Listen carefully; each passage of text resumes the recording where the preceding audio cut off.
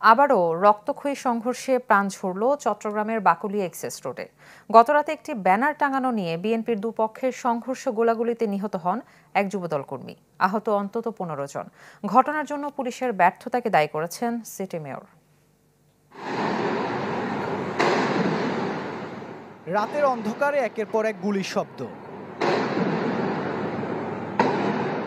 সোমবার গভীর রাতে এই গোলাগুলির ঘটনা ঘটে চট্টগ্রাম নগরীর বাকলিয়া অ্যাক্সেস রোডের সৈয়দ শাহ সড়কের মুখে, যাতে ঝরে গেছে যুবদল কর্মী মোহাম্মদ সাজ্জাদের প্রাণ।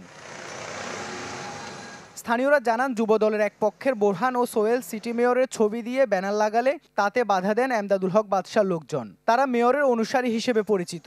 পরে সেই ব্যানার সরিয়ে ফেলার চেষ্টা করা হলে বোরহানের লোকজন একটি ভবন থেকে গুলি ছোড়ে।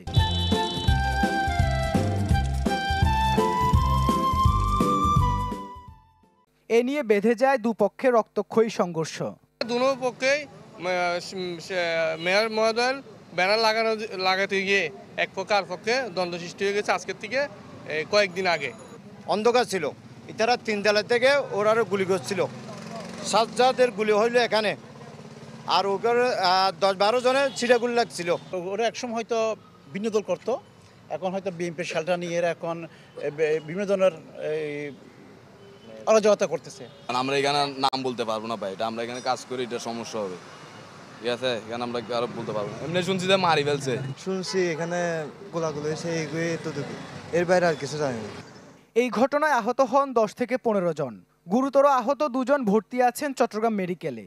মঙ্গলবার সকালে নিহত সাজ্জাদের মরদেহ দেখতে মর্গে যান সিটি মেয়র শাহাদাত হোসেন। তিনি নিহতের স্বজনদের সান্ত্বনা দেওয়ার পাশাপাশি ঘটনার জন্য পুলিশের ব্যর্থতাকে দায়ী করেন। বিধবা মেয়েকে নিয়ে আমি বাড়িতে যাবো স্যার, আর আমার কোনো আর উপায় নাই। আর আল্লাহর হুকুম যেটা হয় এটাই করবো, আর কি করবো। স্বেচ্ছাসেবক লীগ, তাঁতি লীগের কতগুলা ছেলে আছে।